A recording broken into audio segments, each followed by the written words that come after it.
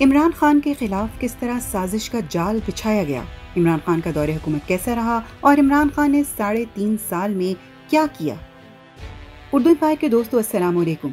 پاکستان کے سیاسی حالات اس وقت جس طرح کی صورتحال پیش کر رہے ہیں، اس کے حوالے سے کوئی اندازہ نہیں لگایا جا سکتا کہ اگلے ہی لمحے کیا ہونے والا ہے۔ آئندہ 2-3 دن فیصلہ کن ہونے والے ہیں۔ بظاہر یہی لگ رہا ہے کہ وزیر اعظم عمران خان کو اپنے عہدے سے مستعفی ہونا پڑے گا۔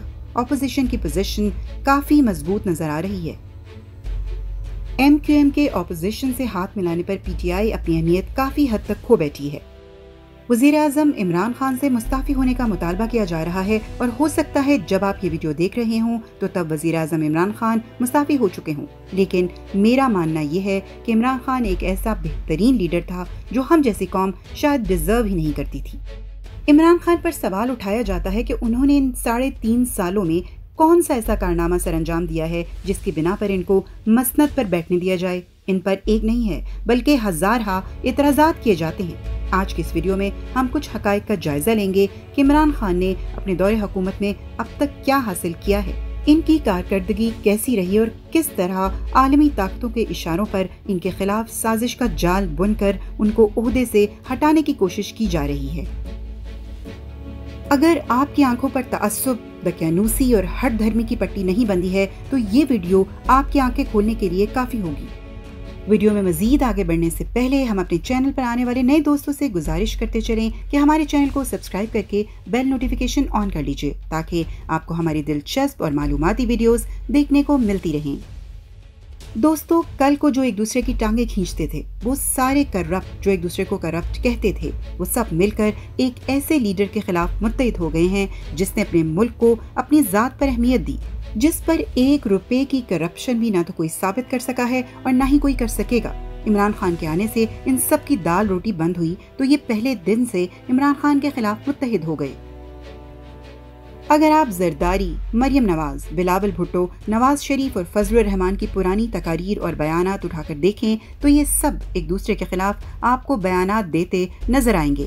یہ سب پہلے ہی دن سے جانتے تھے کہ اکیلے رہ کر عمران خان کا مقابلہ کرنا ان کے بس سے باہر ہے، اس لیے انہوں نے پی ڈی ایم کے نام پر ایک اتحاد تشکیل دیا جس کا مقصد ملک میں سیاسی عدم استحکام پیدا کر کے عوام کو عمران خان سے بیزار کرنا تھا۔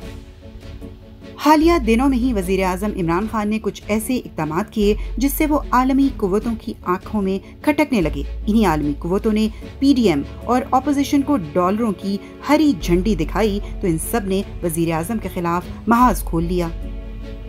دوستو، وزیر اعظم عمران خان اسی دن سے عالم اسلام کے لیڈر بن گئے تھے جب انہوں نے اقوام متحدہ کی جنرل اسمبلی میں خطاب کرتے ہوئے اسلامو فوبیا پر بات کی تھی۔ اس تقریر میں عمران خان نے مسئلہ کشمیر پر بھی آواز اٹھائی اور اقوام متحدہ کو کشمیر میں ہونے والی بھارت کی جارحیت سے آگاہ کیا۔ عمران خان نے ترکی کے ساتھ تعلقات کو مضبوط کیا اور طیب اردوان کے ساتھ مل کر پوری امت مسلمہ کو متحد کیا۔ کچھ ماہ قبل جب وزیر اعظم عمران خان بیرون ملک دورے پر گئے تو انہوں نے ایک صحافی کو انٹرویو دیا۔ انٹرویو میں ان سے پوچھا گیا کہ اب اگر امریکہ آپ سے اڈے مانگے تو کیا آپ دیں گے؟ اس پر عمران خان نے ایسا جواب دیا جو تاریخ کے صفحات میں روشن لفظوں سے لکھا جائے گا، ایبسلیوٹلی ناٹ، کہ یہ الفاظ امریکہ کو غصہ دلانے کے لیے کافی تھے۔ ویسے بھی وزیر اعظم عمران خان امریکہ کی افغانستان میں قتل و غارت پر کھلی تنقید کرتے تھے۔ قومی اسمبلی کے اجلاس میں انہوں نے قوم سے خطاب کیا تھا جس میں انہوں نے واضح کہا تھا کہ امریکہ کو اڈے فراہم کر کے ہم نے تاریخ کی سب سے بڑی غلطی کی تھی جس کی وجہ سے ہمارا ملک دہشت گردی کی لپیٹ میں آیا اور ہمارے لاکھوں افراد اس دہشت گردی کی لپیٹ میں آ کر موت کی نیند سو گئے۔ اتنا واضح اور کلیئر موقف رکھنے والا انسان آخر مغربی ممالک کو کیوں نہ کھٹکتا؟ اگر ہم عمران خان کے 3 سالہ دور حکومت کو دیکھیں تو ان 3 سالوں میں عالمی سطح پر پاکستان کی ساکھ بحال ہوئی۔ پوری دنیا پاکستان کو دہشت گردی کا مرکز اور طالبان کا دوسرا گھر سمجھتی تھی، لیکن عمران خان نے عالمی پیمانے پر باور کرایا کہ پاکستان ایک محفوظ اور پرامن ملک ہے۔ عمران خان کے دور حکومت میں نہ کوئی ڈرون حملے ہوئے اور نہ کسی طرح کی تخریب کاری، دہشت گردی پر مکمل کنٹرول رہا۔ گزشتہ کچھ دنوں میں اقوام متحدہ میں اسلامو فوبیا بل منظور ہوا جس کے پیچھے عمران خان کی کوششوں کا بڑا ہاتھ تھا۔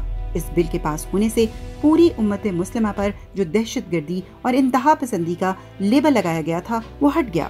ابھی کچھ دن پہلے ہی اسلام آباد میں OIC کا تاریخی اجلاس ہوا۔ تمام اسلامی ممالک کے نمائندے پاکستان میں بیٹھے تھے اور وزیر اعظم عمران خان ان کی صدارت کر رہے تھے۔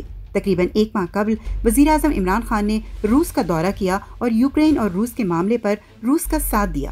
دنیا اس بات سے واقف ہے کہ روس اور امریکہ ایک دوسرے کے سخت مخالف ہیں۔ روس اس وقت صرف یوکرین سے ہی نہیں بلکہ پورے یورپی ممالک سے نبرد آزما ہے، کیونکہ روس کے مقابلے میں تمام یورپی ممالک یوکرین کو سپورٹ کرتے ہیں۔ جب وزیر اعظم عمران خان نے روس کا دورہ کیا تو یورپی ممالک کو یہ دورہ سخت ناگوار گزرا۔ دوستو، ان حقائق کو مد نظر رکھتے ہوئے آپ خود اندازہ لگا سکتے ہیں کہ وزیر اعظم عمران خان واقعی عالمی طاقتوں، خاص طور پہ امریکہ کی آنکھوں میں کھٹک رہے تھے۔ اس لیے عمران خان کو ہٹانے کے لیے عالمی سازش تیار کی گئی اور فضل الرحمان اور بلاول بھٹو جیسی کٹ پتلیوں کو ان کے خلاف استعمال کیا گیا۔ اس بات کا اندازہ آپ یہاں سے لگا سکتے ہیں کہ جب OIC کا اجلاس پاکستان میں منعقد ہونے جا رہا تھا تو اپوزیشن لیڈر ان کو یہ دھمکی دے رہے تھے کہ وہ یہ اجلاس نہیں ہونے دیں گے۔ در حقیقت اپوزیشن لیڈران کو ان کے آقاؤں کی طرف سے ملنے والے ڈالروں کا لالچ دیا گیا تھا، کیونکہ عالمی طاقتوں کو تمام مسلمان ممالک کے نمائندوں کا ایک جگہ پر جمع ہونا بالکل بھی اچھا نہیں لگ رہا تھا۔ دوستو، عمران خان پر دیگر جو الزامات اپوزیشن کی طرف سے لگائے جاتے ہیں ان میں مہنگائی کا رونا سر فہرست ہے، لیکن یہ الزام لگانے والے عالمی حالات کو سامنے رکھنا بھول جاتے ہیں۔ دراصل مہنگائی صرف پاکستان میں ہی نہیں بلکہ پوری دنیا میں ہے۔ فرق صرف اتنا ہے کہ باقی دنیا کے لوگ محنت کرتے ہیں، کام کرتے ہیں اور آمدنی کو بڑھاتے ہیں، اس لیے وہ مہنگائی کے ساتھ مقابلہ کرتے ہیں، نہ کہ مہنگائی کا شکوہ کرتے ہیں۔ دوسری طرف ہم لوگ آمدنی کے محدود وسائل پر انحصار کر کے حکومت کی طرف دیکھتے رہتے ہیں کہ وہ ہمارے لیے کچھ کرے۔ ہمارے معاشی حالات ابتر ہونے اور مہنگائی ہونے کی کئی اور وجوہات بھی ہیں، جن میں ہمارا خاندانی نظام سر فہرست ہے۔ یہاں پر لوگ بچوں کی لائن لگا دیتے ہیں، کمانے والا ایک ہوتا ہے اور کھانے والے 10، اور وہ کمانے والا ایک بھی اپنی آمدنی کے ایک ہی ذریعے سے وابستہ رہتا ہے۔ جب وہ اپنے گھر کو نہیں چلا پاتا، 10 افراد پر مشتمل فیملی کے اخراجات برداشت نہیں کر پاتا تو مہنگائی کا رونا شروع کر دیتا ہے۔ ہم لوگ کاہل ہیں، محنت کرنے سے کتراتے ہیں، مہنگائی کا رونا تو روتے ہیں لیکن مہنگائی کا مقابلہ نہیں کرتے۔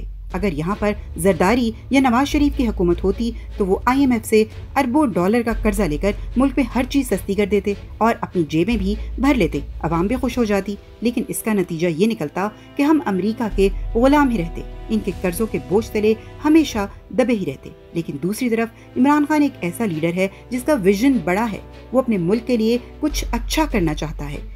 بیرونی ممالک کی امداد سے ملک نہیں چلانا چاہتا بلکہ وہ ملک کو امریکہ کی غلامی سے نجات دلانا چاہتا ہے اور ملک سے قرض کا بوجھ کم کرنا چاہتا ہے۔ دوستو، عمران خان کے دور حکومت میں ہماری خارجہ پالیسی بہترین رہی، تمام ممالک کے ساتھ دوستانہ تعلقات قائم رہے۔ افغانستان میں قیام امن کے لیے پاکستان کی کوششوں کو عالمی سطح پر سراہا گیا۔ وزیر اعظم عمران خان کی بہترین پالیسیوں کی وجہ سے ہم کورونا پر قابو پانے میں کامیاب رہے، ہماری معیشت بہتر ہوئی، بیرونی ممالک سے تجارتی اور ثقافتی تعلقات میں بہتری آئی۔ عمران خان نے کورونا سے متاثر ہونے والے خاندانوں کے لیے احساس پروگرام کا اجرا کیا، جس سے اب بھی لاکھوں لوگ مستفید ہو رہے ہیں۔ ان حقائق کو مد نظر رکھ کر دیکھا جائے تو پاکستان کے لیے عمران خان سے بہتر کوئی اور لیڈر ہو ہی نہیں سکتا۔ بس آخر میں صرف اتنا ہی کہہ سکتے ہیں کہ اللہ تعالیٰ ہمارے وطن کی حفاظت فرمائے اور عالمی قوتوں کی سازشوں کو ناکام فرمائے، آمین۔ تو دوستو، آج کے لیے بس اتنا ہی۔ آپ کو یہ ویڈیو کیسی لگی کمنٹ کر کے اپنی رائے کا اظہار ضرور کیجیے۔ ویڈیو کو لائک کر کے دوستوں کے ساتھ شیئر کر دیجیے اور مزید ویڈیوز کے لیے ہمارے چینل کو سبسکرائب کر لیں۔ شکریہ۔